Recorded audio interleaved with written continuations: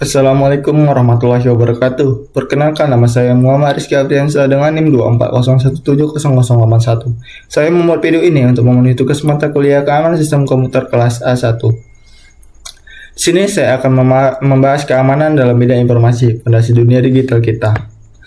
Mengapa keamanan informasi penting di era modern, di dunia yang semakin terdigitalisasi, data adalah mata uang baru. Melindungi informasi bukan lagi pilihan, melainkan keharusan untuk kelangsungan bisnis, privasi individu, dan stabilitas operasional. Yang pertama ada perlindungan aset bisnis, mencegah kerugian finansial, kerusakan reputasi, dan kehilangan kekayaan intelektual. Yang kedua ada kepatuhan regulasi, memenuhi standar hukum seperti GDPR, HIPAA, atau peraturan perlindungan data lokal lainnya. Yang terakhir ada kepercayaan pelanggan, menjaga integritas data, membangun kepercayaan dan loyalitas pengguna.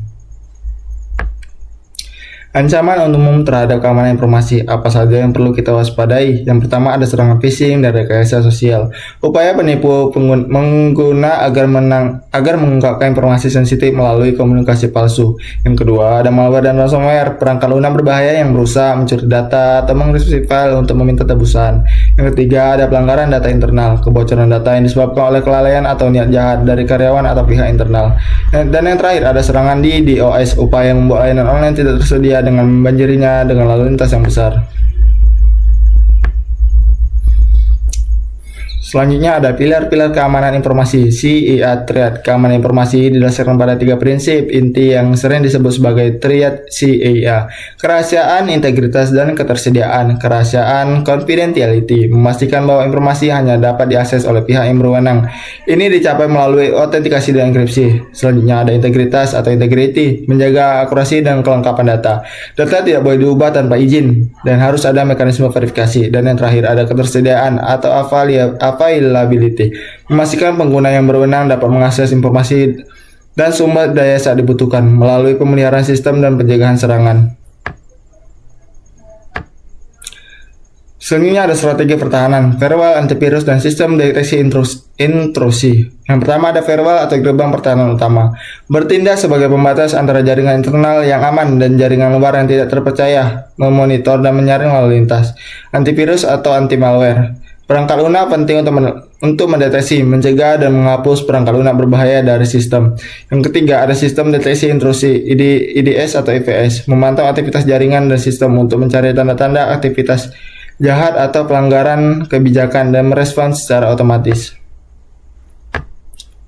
Selanjutnya ada peran penting enkripsi dalam melindungi data sensitif. Yang pertama, melindungi saat transit, mengamankan data saat dikirimkan melalui jaringan publik, misalnya HTTPS untuk komunikasi web.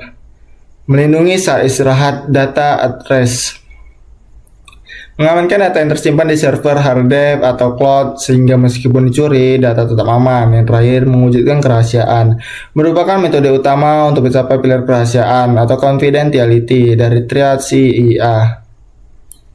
Enkripsi mengubah data menjadi kode yang tidak dapat dibaca, menjadikannya tidak berguna bagi penyadap yang tidak sah. Selanjutnya ada kesadaran pengguna, benteng terakhir keamanan informasi. Meskipun teknologi pertahanan canggih tersedia, sebagian besar insiden keamanan berasal dari kesalahan manusia. Edukasi dan kesadaran pengguna adalah kunci. Yang pertama, praktik kata sandi kuat, menggunakan kombinasi unik, panjang, dan autentikasi multifaktor atau MFA. Yang kedua, ada mengenali phishing, selalu waspada terhadap tautan mencurigakan, lampiran tak terduga, dan permintaan informasi pribadi. Yang ketiga, ada keamanan fisik, mengunci perangkat saat tidak digunakan dan menjaga kerahasiaan dokumen fisik. Selanjutnya, ada kebijakan dan regulasi, membangun lingkungan digital yang aman. Yang pertama, regulasi global, GDPR, mewajibkan standar ketat dalam perlindungan data pribadi dan memberikan hak kontrol data kepada individu. Yang kedua, ada kerangka kerja keamanan atau ISO 27001, menyediakan pedoman untuk membangun, mengimplementasikan, memelihara, dan terus meningkatkan sistem manajemen keamanan informasi atau SMKI. Selanjutnya ada kebijakan internal perusahaan, aturan spesifik yang mendefinisikan tanggung jawab, prosedur akses, dan penanganan insiden di lingkungan kerja. Selanjutnya Penerapan kebijakan yang jelas dan ditaati adalah jaminan pertama bahwa organisasi menangani risiko keamanan secara serius dan terstruktur. Studi kasus. Pelajaran dari insiden keamanan informasi. Yang pertama, pelanggaran data besar. Pengungkapan data jutaan pengguna seringkali disebabkan oleh konfigurasi server yang salah atau kerentanan perangkat lunak yang belum ditambal. Yang kedua, serangan rantai pasokan. Penyusup menargetkan vendor pihak ketiga yang memiliki akses ke jaringan target utama, menunjukkan perlunya penilaian risiko vendor yang ketat. Yang ketiga, dampak ransomware. Organisasi lumpuh total karena data terenkripsi. Pelajaran, pentingnya cadangan data atau backup yang terisolasi dan rencana pemulihan bencana yang cepat. Setiap insiden mengajarkan bahwa investasi dalam keamanan informasi harus dipandang sebagai pencegahan risiko, bukan sekedar biaya operasional. Masa depan keamanan informasi. Tantangan dan inovasi yang akan datang. Yang pertama, kecerdasan buatan atau AI dalam pertahanan. AI digunakan untuk mendeteksi anomali perilaku jaringan dan mengidentifikasi ancaman baru secara real time, jauh lebih cepat daripada sistem konvensional. Yang kedua, ada ancaman kuantum.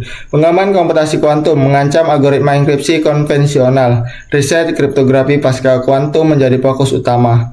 Zero Trust arsitektur, model keamanan yang tidak mempercayai pengguna atau perangkat secara default, baik di dalam maupun di luar perimeter jaringan. Never trust, always verify. Demikian saya akhiri. Assalamualaikum warahmatullahi wabarakatuh.